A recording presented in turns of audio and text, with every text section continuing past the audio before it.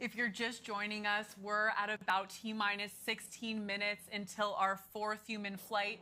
As you can see from these beautiful shots, our crew are strapped in, the hatch is closed, and the tower crew is just doing some final checkouts prior to today's mission, alongside crew member 7, Sarah Knight, standing there in the black flight suits. And can you imagine their view? These largest windows, some of the largest windows to have flown in space, they're sitting 80 feet in the air, looking out on the far west Texas desert, and there's this world-class launch pad right next to them.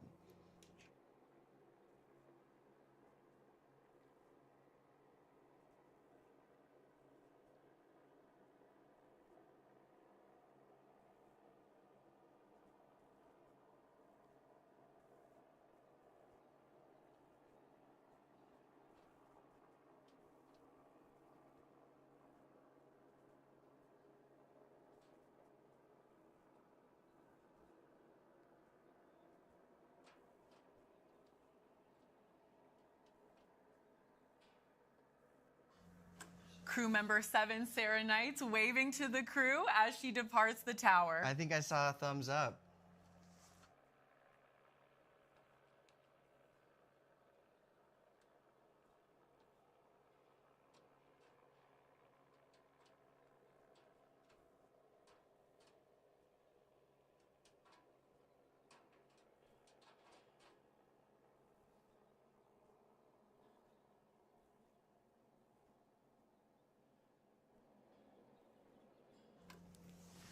Coming up here shortly, we're going to have a very special message for today's crew from some of the astronauts who have flown on New Shepard before. Coming up here shortly will be the voice of our capsule communicator, Kevin Sprague. Let's listen in.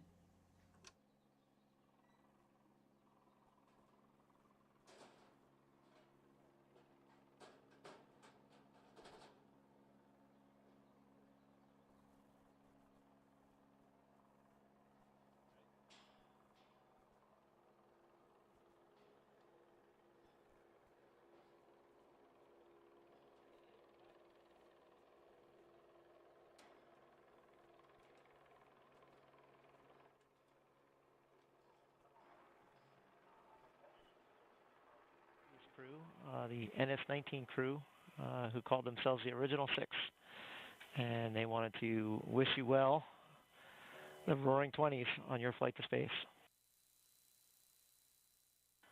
Astronaut Michael Strahan, known as Astronaut Stray, wanted you to know the trip will go by in a flash in the moment, but your memory will make it seem like it was hours. Let your senses take over. Enjoy the ride. Take it all in, and don't forget to look out the window.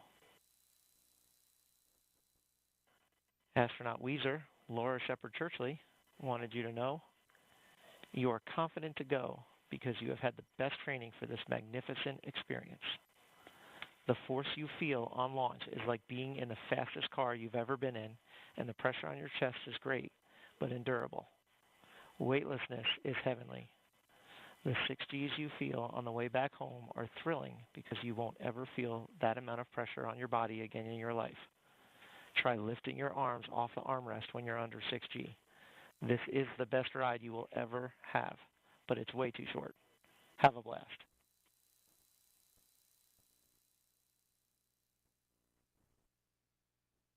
Standby 1.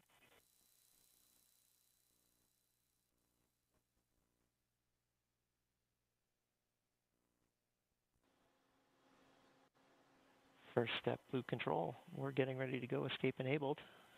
Look for that blue light.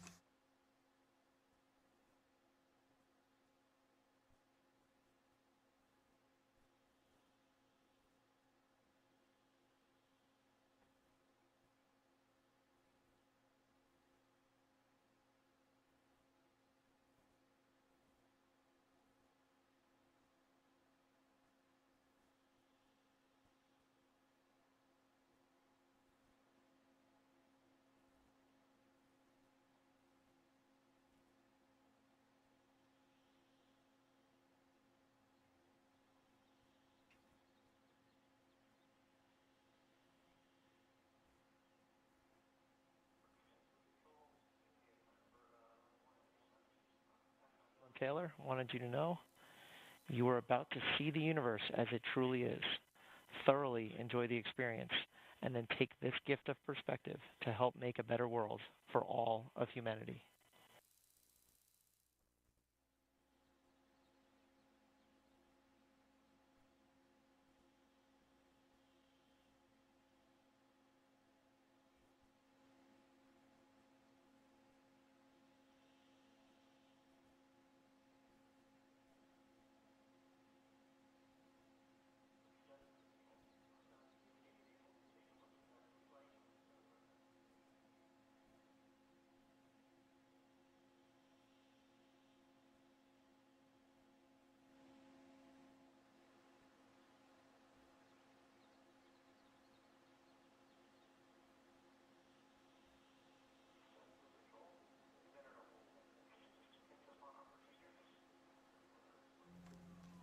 It's so cool to see the community of Blue Origin astronauts getting a little larger, launch by launch, step by step. We had a few messages there from the previous crew, the original 6, and just what perspective. I think I heard that New Shepard is the best ride ever, too. So I'm going to quote that. We have entered a hold at the moment, and we're going to hang out here while we get back to you.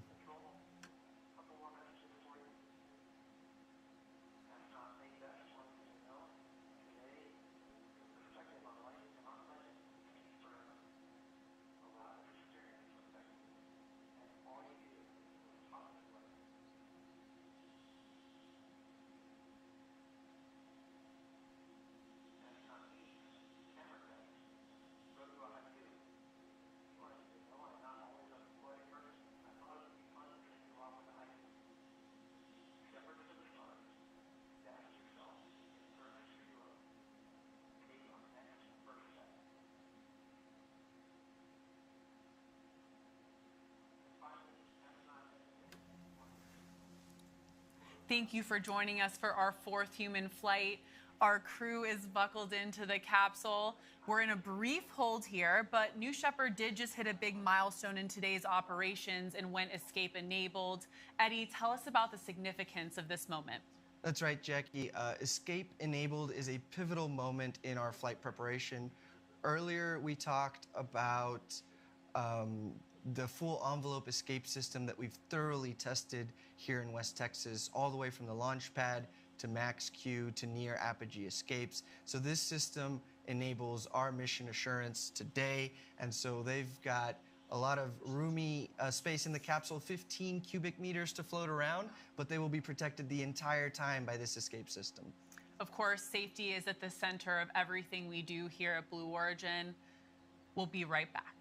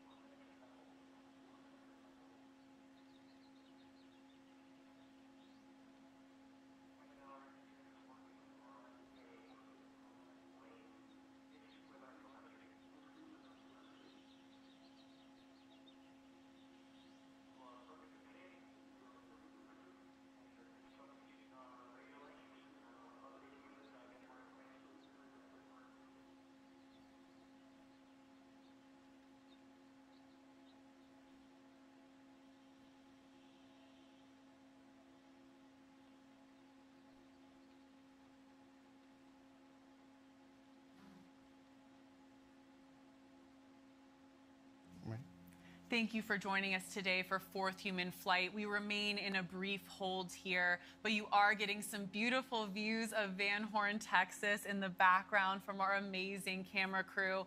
We actually have an expert here at the desk today.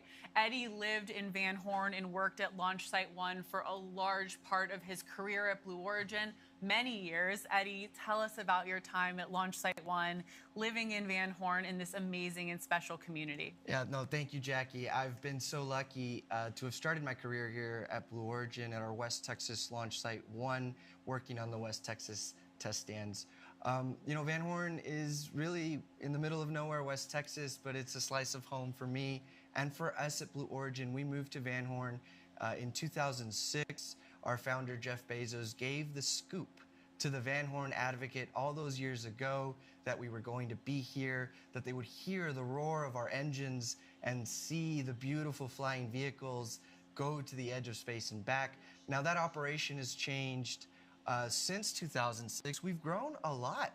We're over 300 employees, and we've launched 19 times, going on 20, and we continue to test the BE3 engine, the BE3 propulsion module, the BE3U engine for New Glenn, and of course the BE4 engine for Vulcan, for New Glenn. And it's an incredible operation. Our team here has a dream job. They design, they build, they test, they push those systems to the limit, and then they learn. And it's part of the reason that we're able to today with certainty say that we believe and are proud of our mission assurance that this BE3 engine and this New Shepard system will keep our astronauts safe on this incredible ride to space. Van Horn is truly such a special place. Every time we're here, we love seeing the signs of support for Blue Origin. The community here is truly unmatched. Absolutely, and I'm so proud of the employees that have helped and have gotten involved in the community and have really helped Van Horn grow up with us. And that's super important because this is our home. So special. Thank you for those special memories and insights, Eddie. We remain in a brief hold here, so let's check out more of those beautiful West Texas views, and we'll be right back.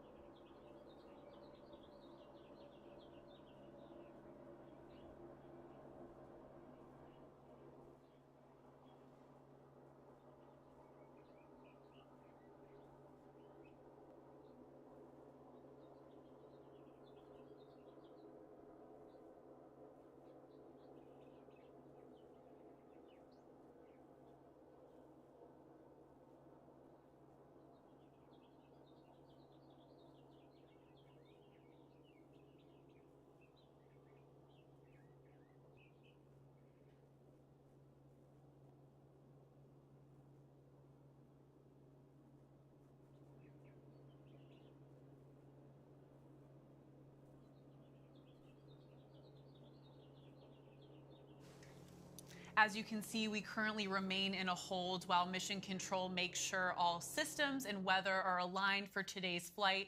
But while we have a moment, let's talk about how our learnings from the BE3 engine flying today on New Shepard are carried forward into the BE3U program.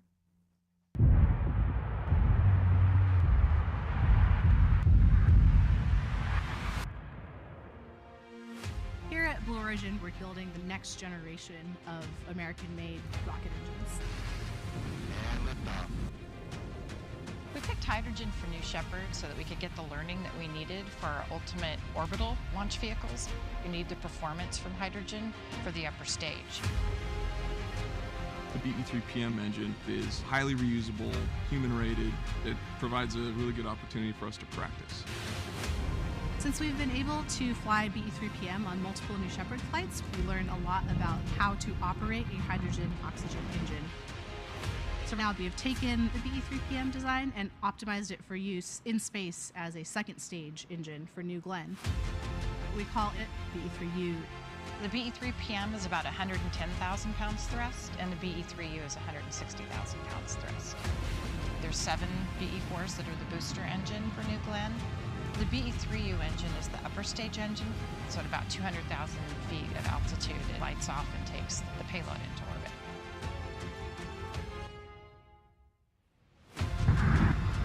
We're engine testing now. We're doing a few design tweaks based on what we've learned, and by the end of this year, we should be up to full rate production. It is just an exhilarating feeling to watch all of our hard work come together and see that engine actually come to life.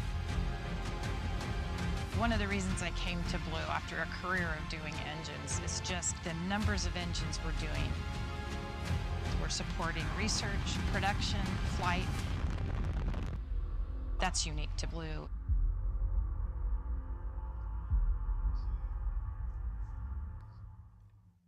I thoroughly enjoyed all of those shots of our West Texas test stands. You know, Jackie, when I first moved to West Texas, I started on the BE-3 engine test stand. We call it the Geeks test stand, the Giant Engine Experiment test stand. And it's a prolific test stand that tests both the BE-3PM version and the BE-3U upper stage version. For a little over 10 years now, that test stand has been testing full-scale BE-3 engines. They've ratcheted up 1,000 different hot fires and over 100,000 seconds of test. So when I say it's prolific, it's because they test day in and day out. Our propulsion test operations here at Blue Origin are just truly incredible. I'm always inspired by what the team can accomplish out here in West Texas, down in Huntsville, Alabama. Truly impressive and inspiring stuff. Very excited soon here, too, to see our test stand 4670 at Marshall Space Flight Center. That historic test stand tested the Saturn V that flew America to the moon. So privileged to be leasing that from NASA Marshall to test the BE-4 and the BE-3U engines. And what a story for 4670. In the 60s, like you said, it was used to test the Saturn V rocket. And then in the 80s, they did a little bit of space shuttle main engine testing. In the 90s, that test stand actually tested the Russian rocket, the RD-180. And then it went into a little bit of a pause, did some SLS testing. But what a legacy that we've inherited from the RD-180 to the BE-4. That is the new paradigm shift in rocket propulsion. That's right, Eddie. I have to say, I get to visit our facilities a lot, very lucky, and I love visiting 4670. You can feel the history there, truly a special experience. We are still in a hold at this time, but we'll be right back.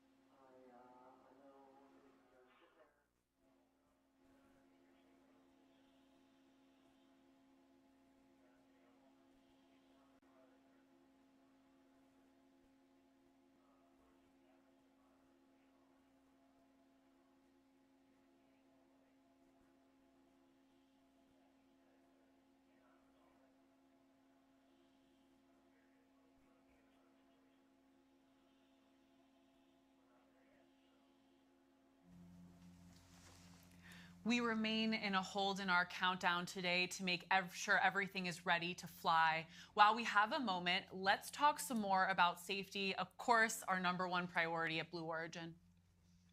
All in all, Jackie, safety drives everything we do at Blue Origin. There's nobody on Team Blue who does a better job of elegantly communicating this than Blue Origin's Director of System Safety Engineering, Andrew Lake. Andrew, you have such an important role at Blue Origin. So at Blue, when we say safety is a top priority, what does that mean? Yeah, it's interesting, this idea of safety as a priority. And there are a lot of ways to think about this, but I see safety more as a core value that you build a business around. And a business like what we were thinking about for New Shepard and what Blue is doing in general is animated around this idea of safe and reliable systems. So New Shepard went through this extensive test program, right? And we flew for, what, 5-6 years before we put people on board. How do you know that you're done? In a certain sense, instilling safety into both the vehicle and how it operates? Yeah, there are a couple of ways you kind of go about it. The first thing you have to do is you have to set goals, safety performance goals, safety performance thresholds, to help you understand when you've met those thresholds. But in any program, you're never really done. You always want to look for opportunities to improve the system, both operationally, both for safety, both for reliability as well. And so we always have to maintain a humility that comes with flying rockets with these kinds of energies involved. And so we, and the ops team that we're about to go fly this mission, I've never seen a team more diligent, more patient, and the constant awareness and the vigilance required to say, raise issues and make sure they're addressed before we decide that it's time to fly people. It's taken a team of people to get to this point, to be flying people on New Shepard. What would you say to this team? I'm humbled to work with this team. It would be lying to say that 3 people who happen to have voted as part of a much larger tech for human flight certification are the people who decided that we're safe enough. Hundreds of people have put their blood, sweat, and tears into this program. Each of them just immensely individually focused on not just the safety of the system, but the reliability of the system. And then there is the work that our team does to kind of partner with them to help them achieve these goals. I am immensely grateful for the opportunity to work with them, and I'm humbled to have an opportunity to kind of lead the safety mission assurance efforts with this team. Well, tell me this. Would you fly on New Shepard? I would, and let me just say this. Yeah. There are a lot of people at Blue that would be excited to fly New Shepard, and I'm happy to count myself as one of them. It's a fantastic system. It's a very robust system. And yeah, if I ever had the opportunity to fly, I'll wink a little bit at the folks making these decisions. I would be super excited. Fantastic. Well, I hope we get to go one day. Absolutely. Thanks, Andrew. Thank you. Thank you, Andrew Lake, for that incredible discussion of New Shepard's safety systems with backups and backup to the backups, and even in some cases, backup to the backup to the backup. We are still in a hold, as you can see from the screen, so we're going to enjoy some shots of the New Shepard rocket in the West Texas desert.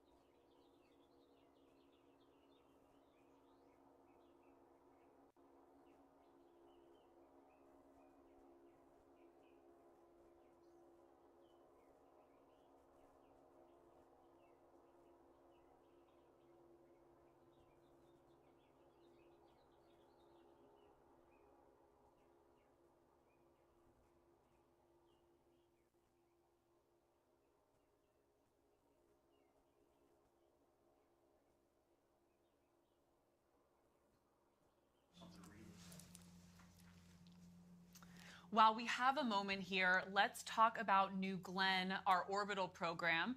Recently, we performed an incredible separation test on the world's largest fairing for our New Glenn rocket. We're here at NASA's Armstrong Test Facility in Sandusky, Ohio.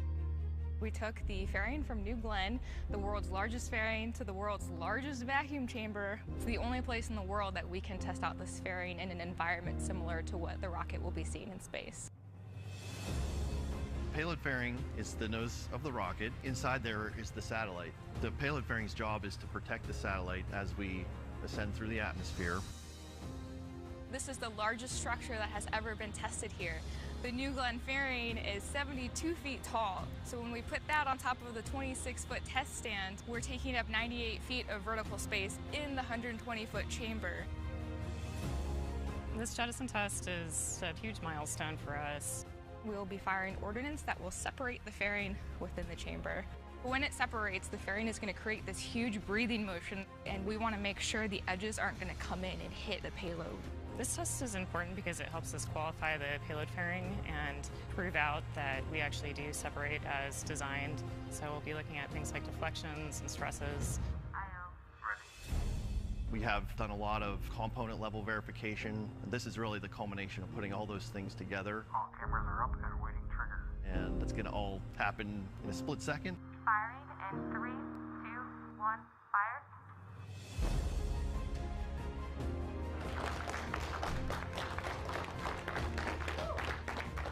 It separated as expected. We collected a lot of really good data. After this first shot, we're going to test again. And once that is successful, we say, yes, the fairing is good to go.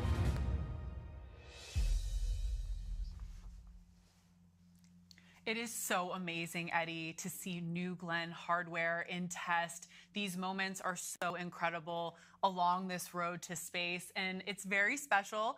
I'm going to say something nerdy and lame, Eddie. It's very special to be testing New Glenn at NASA Glenn. That's right. We love that. We do remain in a hold here to make sure all systems are go for today's launch, but we'll be right back.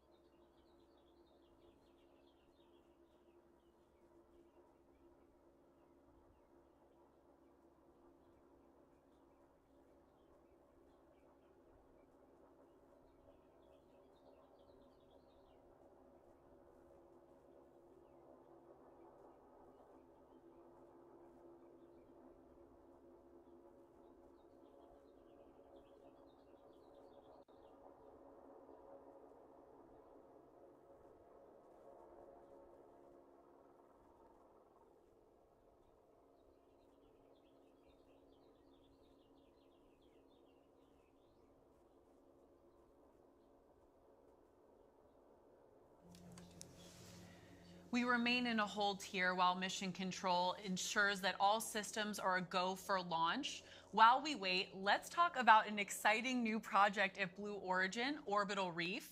Blue Origin, in partnership with Sierra Space, is developing Orbital Reef, a commercially owned and operated space station to be built in low Earth orbit. The Orbital Reef team includes Boeing, Redwire, Genesis Engineering, Amazon Web Services, and Arizona State University, which brings proven capabilities and new visions to provide key elements and services, including unique experience from building and operating the International Space Station. Let's take a look.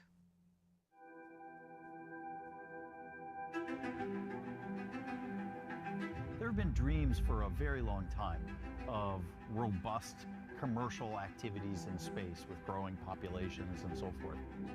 Now we have access to systems that cost less to launch and land, and we now understand how to build destination systems that last for a long time. It's the commercial world in which advanced capabilities get normalized and become a part of everyday life.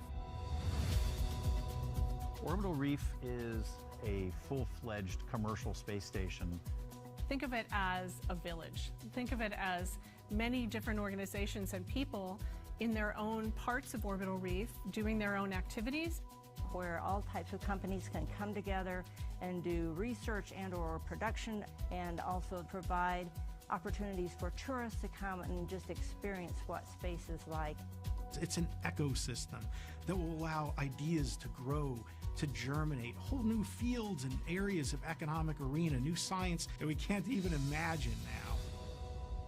Orbital Reef starts with two strategic partners, Blue Origin and Sierra Space. These two together have the fundamental elements that give us both transportation of cargo and crew and the destination system essentials. In addition, we have a set of expert teammates, which includes Boeing, who will be developing our research module. We'll be providing crew and cargo transportation with the Starliner, and when the Orbital Reef is operational, we'll provide all of the operations and maintenance necessary to sustain the Orbital Reef. Genesis, who are developing the single-person spacecraft for suitless extravehicular activity. ASU is going to bring together this international group of 14 universities to work with Orbital Reef on the ethics and guidelines of research, on how we can bring to bear all of our expertise. And Redwire, who provide in-space manufacturing. Leveraging the microgravity environment to push new science, new discoveries, and new commercial applications. We're working very hard to make sure that Orbital Reef is not just for the entities that have had access to space so far. It's intended to be humanity's footprint in Earth orbit, and that means all the nations and companies and peoples of the world. I think that Orbital Reef offers us an opportunity at this point in history to really approach the next frontier as humans and to expand beyond the surface of the planet.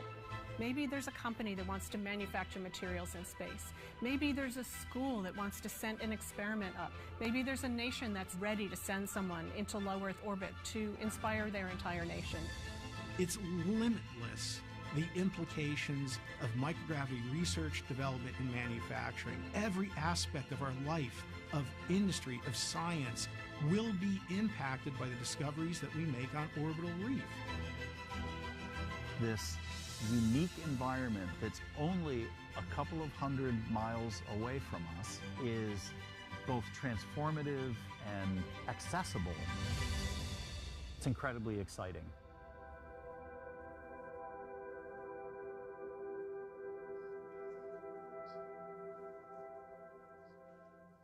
Our team is absolutely honored and thrilled to have received an award from NASA to continue advancing our Orbital Reef partners alongside our teammates. We actually at Blue Origin do have a lot of great experience with conducting this kind of microgravity research. Eddie, New Shepard has really been the test bed for this at Blue Origin. Can you tell us about that? I'd love to, Jackie. We've got an incredibly capable payload integration management team that has flown over 11 successful payload flights on New Shepard, getting these researchers 180 seconds of microgravity and just advancing science as we know it. So kudos to them, and I'm just so proud of them, Jackie. I am as well, Eddie. With that, let's take a quick breather and we'll be right back.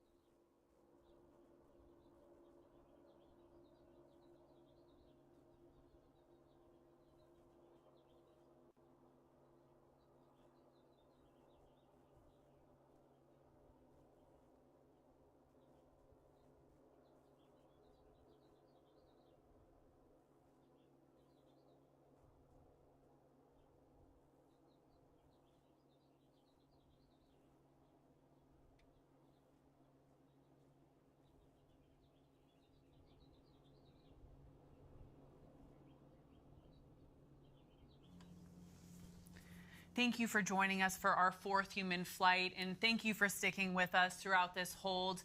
I spoke with our flight director, Nick Patrick, earlier this week, and as you know, holds are, of course, a completely normal part of our launch process. Safety, as we've said multiple times on today's webcast, is always the #1 priority at Blue Origin, so we need to continue to take this time to do those checks and make sure this mission is ready for launch today. Stay tuned.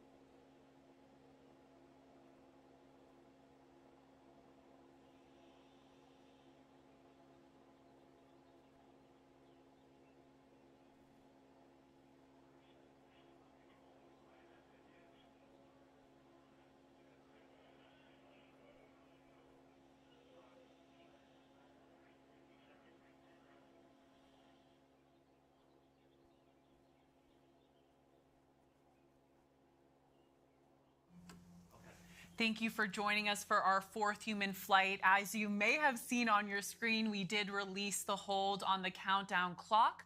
We're at T-minus 9 minutes and 30 seconds until our fourth human flight. Let's toss it to the rocket and stand by for mission control.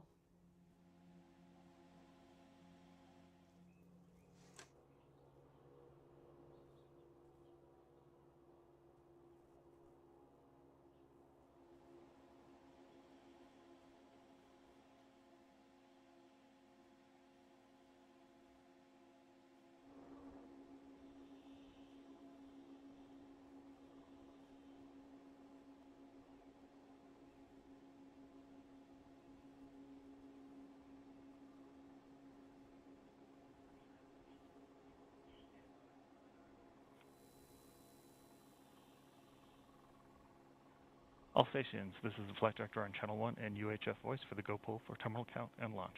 Capsule. Go. Booster. Go. Ground. Go. Safety. Capcom. Go. Engineering. Go. Copy, all goes. This is flight director. New Shepard is go for launch.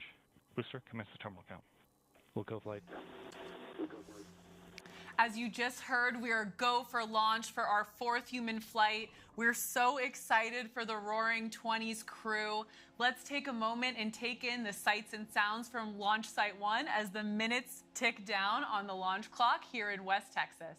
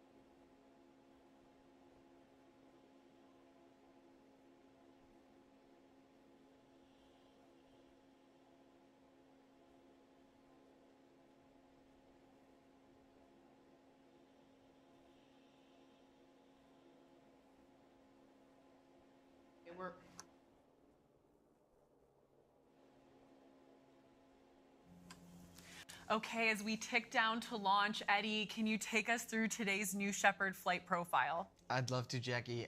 So at T-minus 2.5 minutes, we effectively hand control over to our auto sequence. The flight controllers are essentially hands off.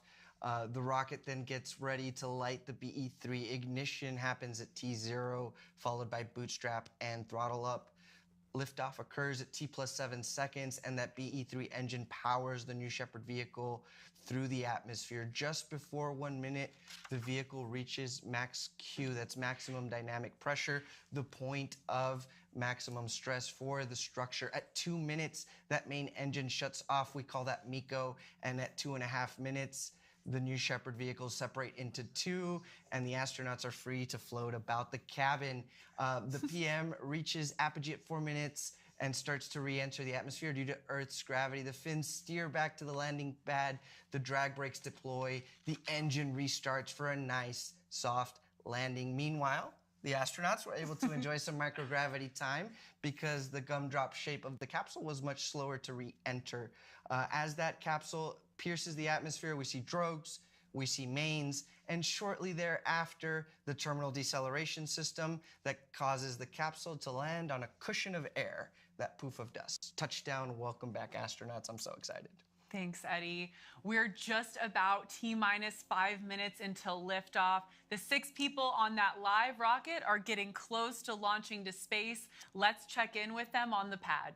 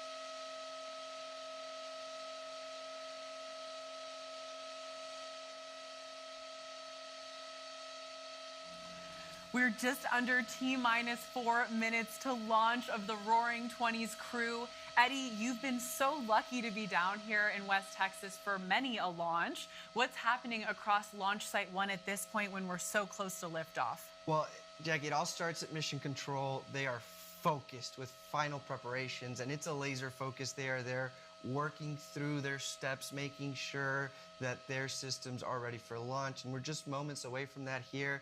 Those bit checks, like we mentioned, will start at 2.5 minutes. And the cool thing about those final checks, I mean, our crew is on board. They're feeling, they're hearing this living rocket. Just truly such an exciting moment for them. Absolutely, that rocket is alive on the launch pad.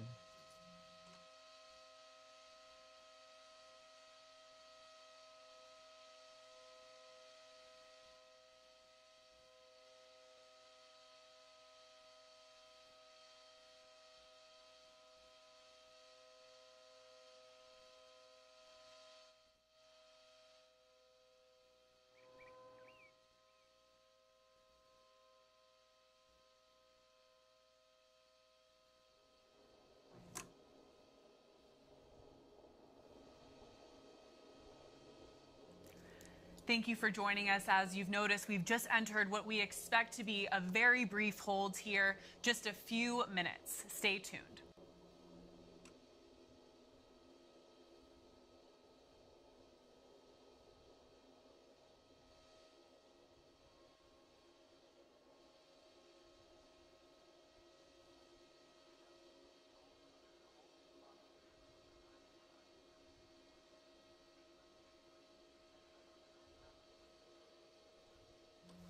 Okay, that hold has been cleared. We're at about 3 minutes until launch. We understand the Roaring 20s, all 6 astronauts on board our 4th human flight are ready to go.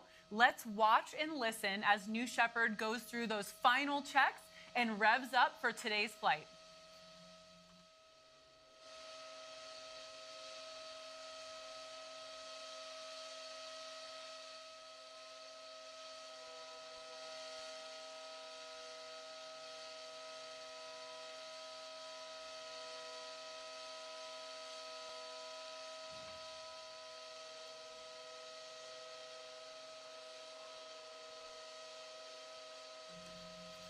And Jackie, as we mentioned, we've now entered auto sequence, so this rocket is going to automatically prep itself for launch. I can't wait to see what shows on our screen as the rocket prepares for liftoff.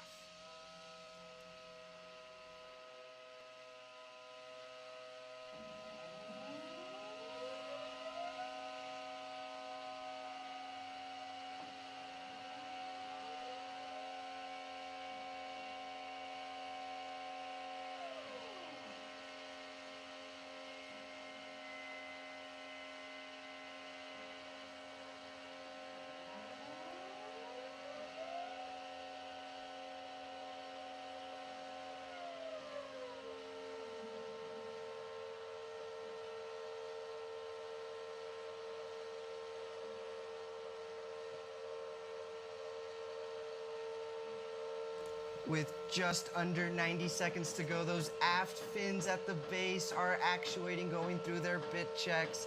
They provide control authority for the vehicle on ascent and descent. At the same time, we should be able to see the engine nozzle gimbal. It will help maneuver the rocket as its primary form of control. We've entered a brief hold in that final countdown. Our teams will assess. We'll be right back.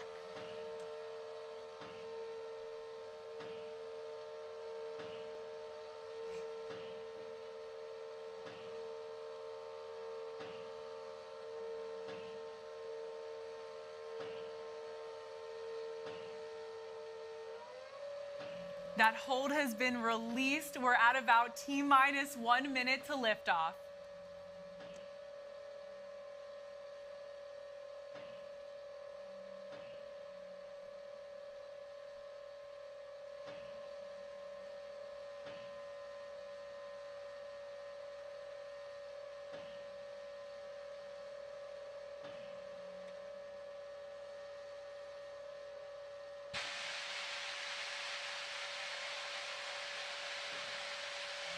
Ladies and gentlemen, it is time to launch this rocket. Godspeed, New Shepard. Godspeed to our crew. We're handing it over to Mission Control.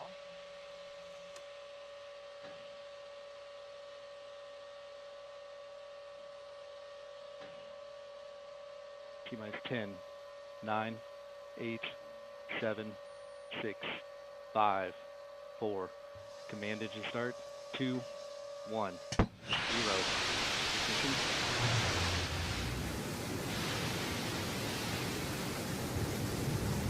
And liftoff. Shepard's cleared the tower. And liftoff. Mission Control has confirmed New Shepard has cleared the tower and is on its way to space with our 4th human flight crew. Godspeed, New Shepard. Godspeed, the Roaring 20s. Enjoy this ride. You can see on the lower left-hand side of your screen, we are gaining speed as New Shepard lifts off towards space.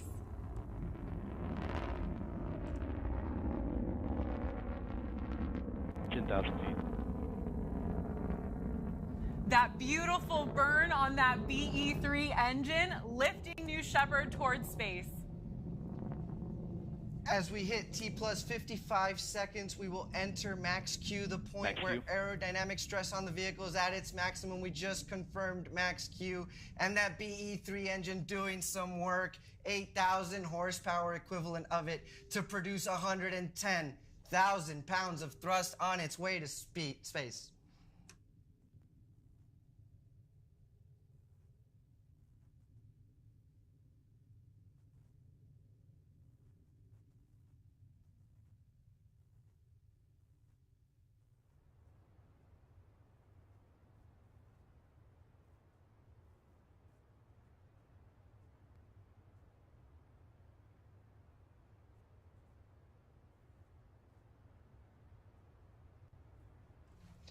We have a beautiful shot of the BE-3 engine there and its colorless exhaust. That's what happens when you mix liquid hydrogen and liquid oxygen. That is steam powering the rocket all the way up to the top. Here in 20 seconds, the BE-3 will throttle back, shut down, and will reach main engine cutoff. Stay tuned.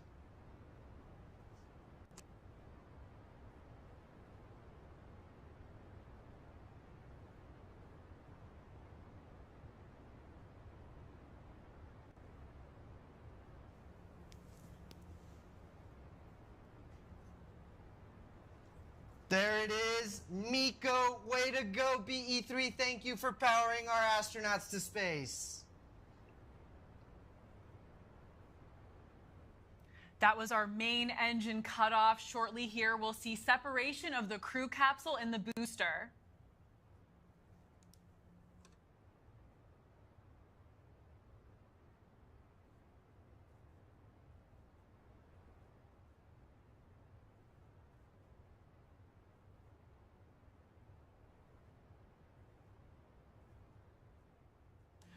At this point, our Capcom Kevin Sprogg will momentarily cue the astronauts to unbuckle their harnesses and start floating around the capsule. Welcome to Zero Gravity, Gary Lai and crew of the Roaring 20s.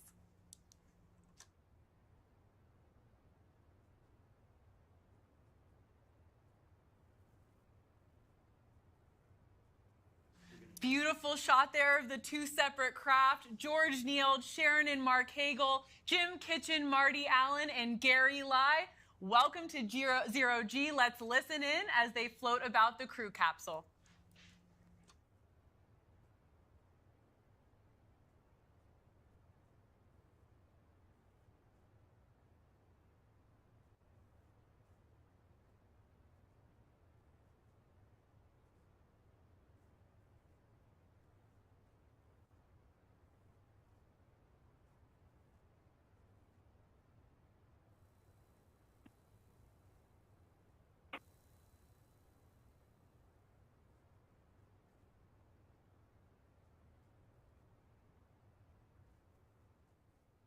What?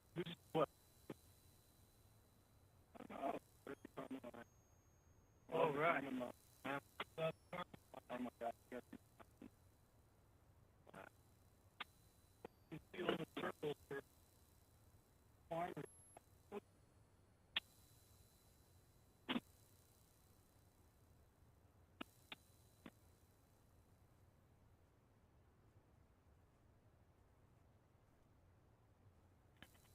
First step, blue control. This is your 1 minute warning. 1 minute warning. Congratulations to all 6 crew. They crossed that Kármán line. They just officially became astronauts. Absolutely outstanding. You heard that audio online from Kevin Sprogge, our capsule communicator, telling our crew, I'm sure they're having an amazing time up there, but they have to start getting ready to buckle back in. Shortly here, both the crew capsule and the booster will be descending. That's right, Jackie. So unofficial numbers, but we saw an apogee of 351,000 feet. So definitely well into the Kármán line, well into space. Congratulations, astronauts. The rocket is now reaching, this is the booster portion of New Shepard, is reaching its atmospheric pierce point. It's returning from space. Those control surfaces, those wedge fins, those actuated aft fins are now starting to have a little bit of air resistance to push against.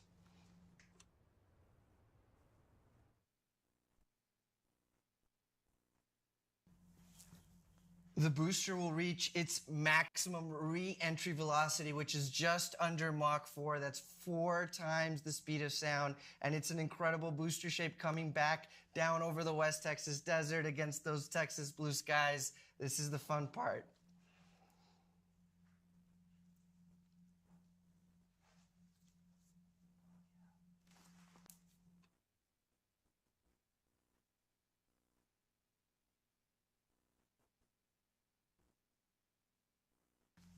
The wedge fins, the steering fins, the ring fin, all earning their keep at this point. Really doing some work to bring that propulsion module over the landing pad. What an incredible sight out there. Here shortly, we'll see the air brakes deploy that will cut the velocity of the booster in half. There it is. This is a critical step in slowing the vehicle down before the BE-3 engine is reignited for the final portion of the descent. We had a sonic boom. Man, was that incredible. I love hearing that sound. And the BE-3 engine relights for the final portion of the descent.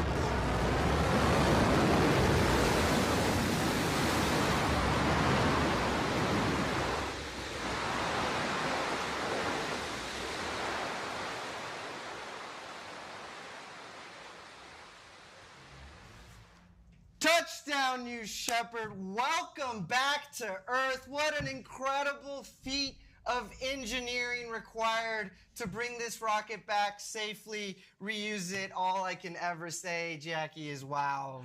Wow, Eddie, truly, no matter how many times we've seen this happen, a live booster landing onto that landing pad will take your breath away. And I have to say, Eddie, the char on the side of that New Shepard booster, there's nothing like it. Right above that feather looks like, and we see, of course, the New Shepard propulsion module beginning to dump some of the excess propellants. That's a key step for our reusable booster. We'll vent the tanks, we will inert them. That'll maintain the cleanliness throughout and allow that booster to turn around and fly again. We've got a great shot there of the capsule. There go the drogue parachutes they've deployed on our crew capsule to slow it down.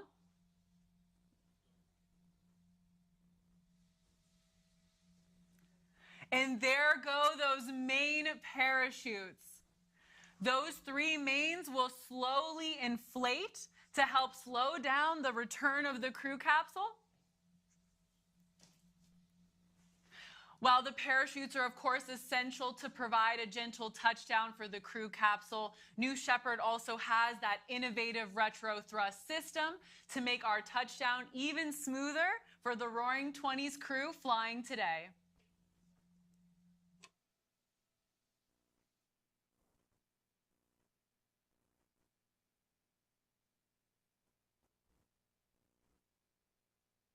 From the blackness of space to the beautiful West Texas desert, our crew is getting an experience right now.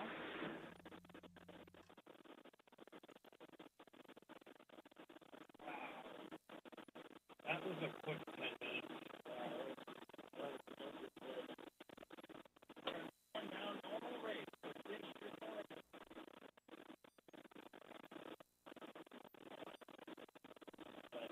Get ready for the ground rush.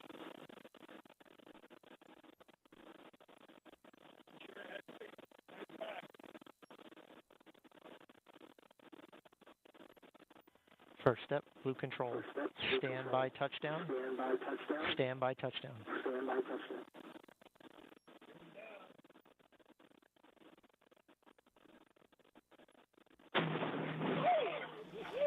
Woo! Crew capsule touchdown. Welcome back, the Roaring 20s and astronaut Gary Lai. That sounds like some happy crew members there. From the sounds of it, maybe all landed back safely and are doing great. We'll get confirmation from Mission Control here shortly. What a beautiful shot of that booster and capsule in the West Texas desert for what looks like a wholly successful fourth human flight. That West Texas does kick up there for our crew, welcoming them back to Earth. At this point in the mission, our team is preparing landing safety operations and recovery of our astronauts from the crew capsule. We'll be on the ground at the landing site to follow that action in just a bit. And hopefully, Eddie, even talk to some of the world's newest official astronauts.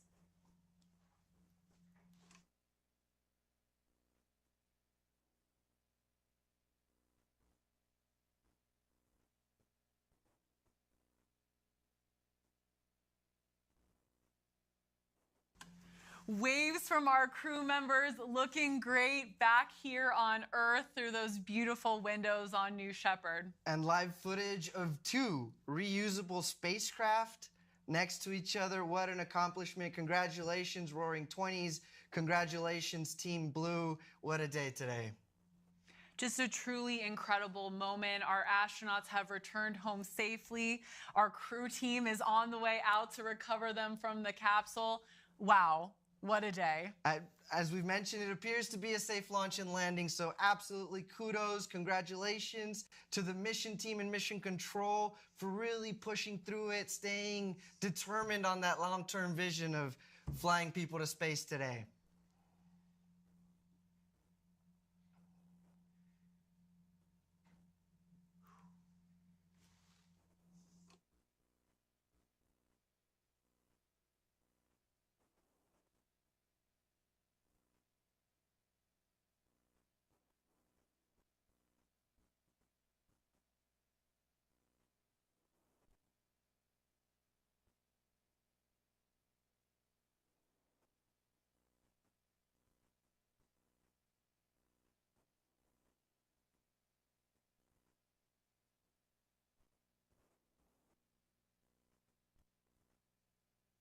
Mission Control has officially confirmed, I think we can see it from the windows, but they've officially confirmed they've spoken with all 6 of our astronauts and they are doing great.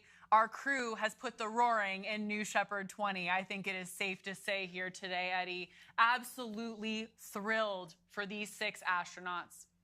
And we've got just incredible shot right now of the desert, the mountains in the back, the blue skies. I can't wait to hear from these astronauts. What will they have to say about their experience today?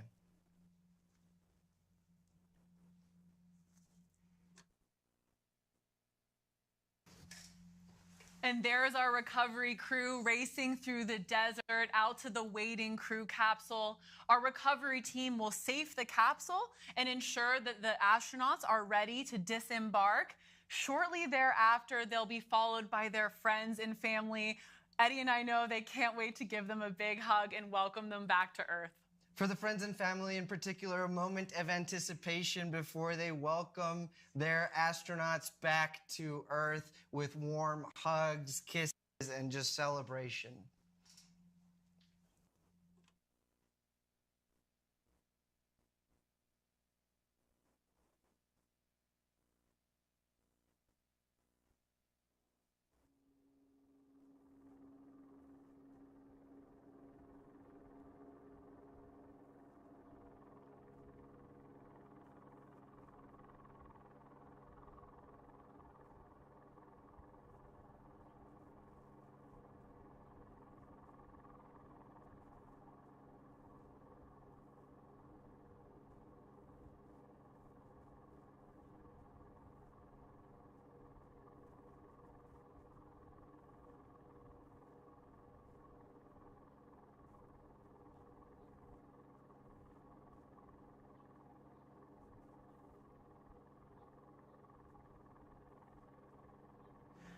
Thank you for joining us for what was a successful fourth human flight. Our recovery team has arrived on site. Stay tuned here because hopefully we'll be able to again hear from some of our crew members about these amazing experiences. Stay tuned.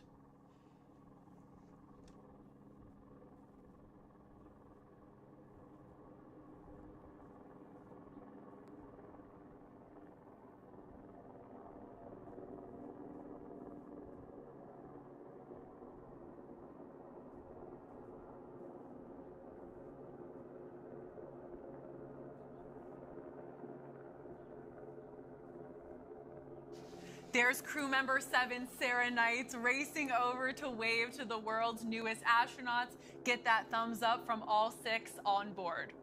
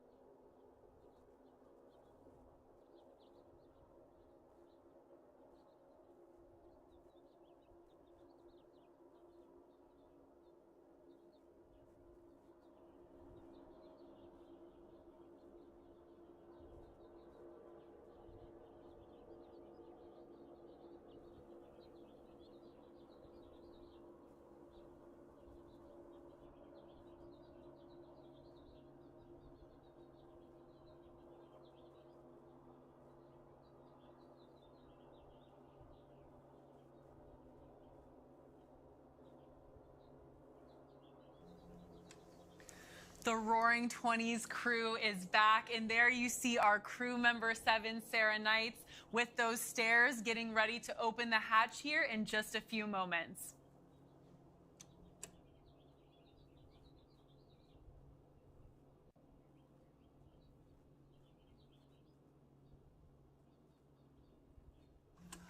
Beautiful shot there of our crew with their ride in the background, venting the propellants like Eddie mentioned just a few minutes ago. And we see the vehicles approaching the crew capsule. That's going to be friends and family. And hopefully, as we said, we'll get a few words from our newly minted astronauts.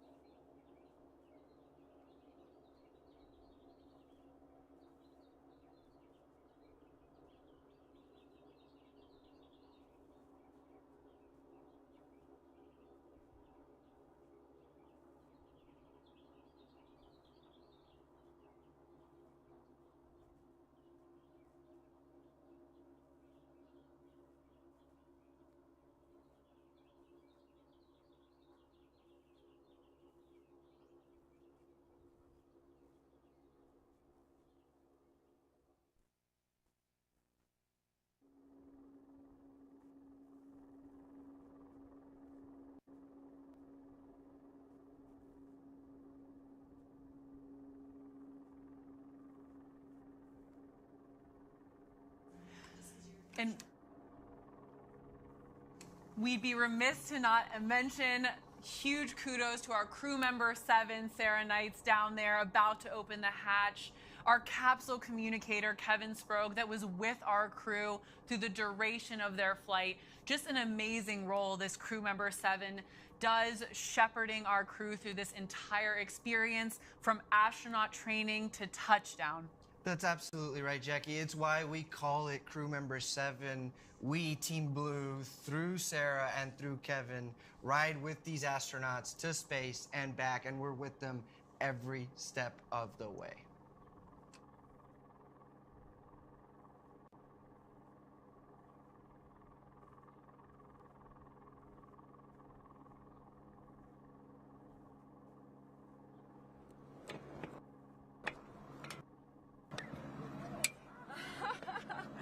Welcome back, Perry astronauts.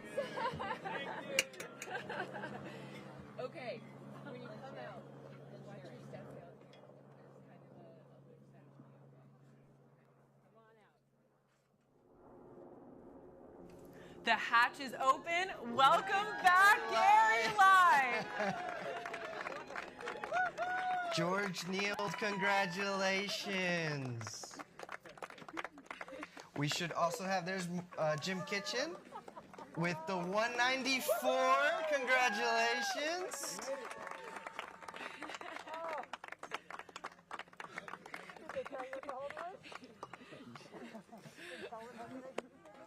Thank you, Marty Allen, for writing to space today.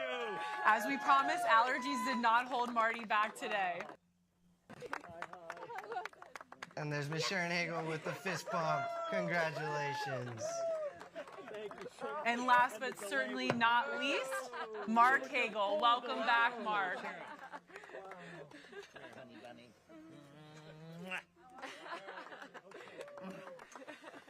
Camera's over here.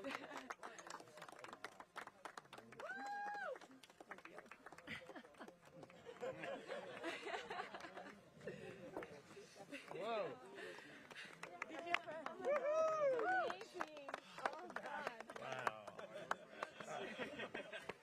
It's the most beautiful thing I've ever seen. You loved it? Oh, you got. I want you to do it. You're next. I'm coming back. It was very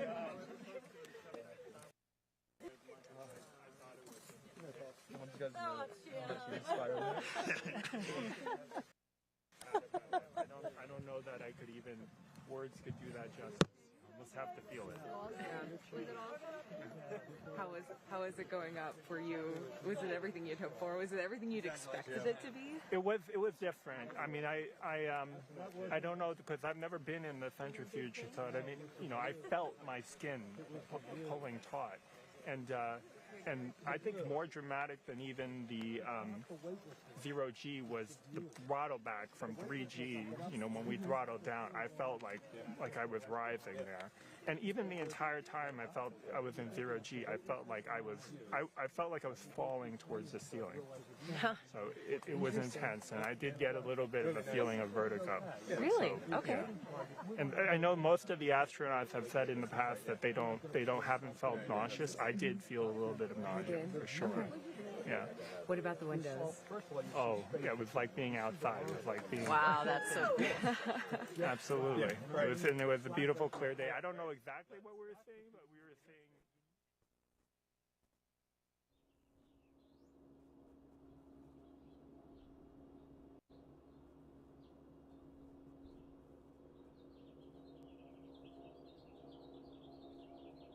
I'm so overcome. Thank you very much. Thank you for Team Blue. Thank you for this opportunity. I will never forget it. Thank you. Thank you for making this real, and making it a possibility for us to be able to send people.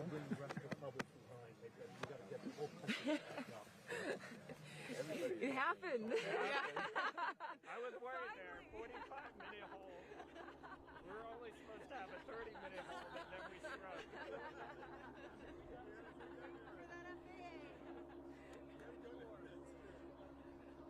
Yeah, did you talk to George about that? Thank you.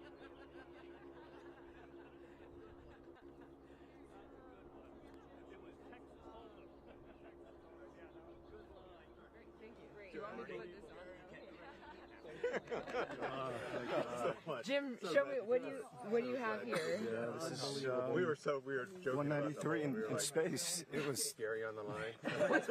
What is 193? 193 is we also had the countries that I visited. I brought all of my passports with me, representing all of the countries in the world, and this was pushing that final boundary, going to space. And let me tell you, that was an out-of-body experience. I was thinking of it. On the way up, you're going 2,300 miles an hour, and you feel every bit of that, and then you get time stops. It's like it's like this moment in time where you see this beautiful Earth and the blackness of the universe. It's the blackest black I had ever seen, and I said that, it's like that is an eternal black. It is a dark black, and it is just breathtaking. And wow, I don't know. That was a moment. That was a moment, and you know, connecting with humanity all around the world. Seeing that big, beautiful.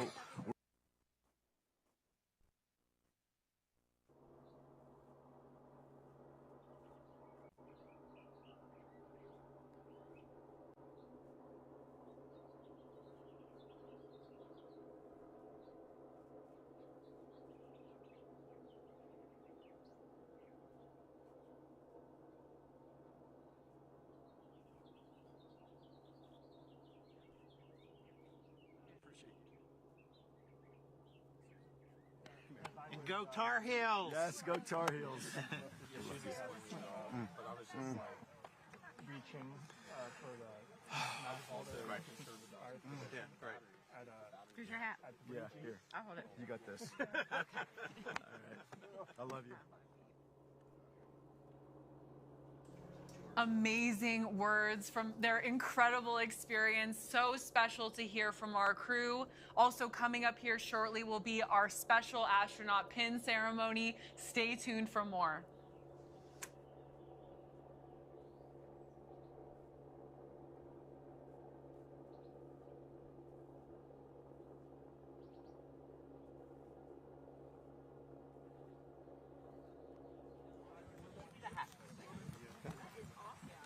Come on. Okay. George, tell us, how was it? It was awesome. Amazing.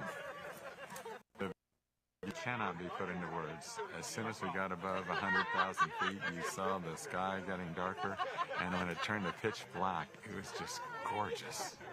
The pictures don't do it justice. So between the black sky and the curvature of the Earth, and then having the freedom of floating around and upside down, just an amazing trip.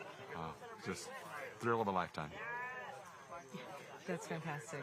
So it was everything that you had hoped for in your entire career fighting for this, right? Wow. Yeah. Here we are, letting more people go to space, and wow, they're going to like it when they try it.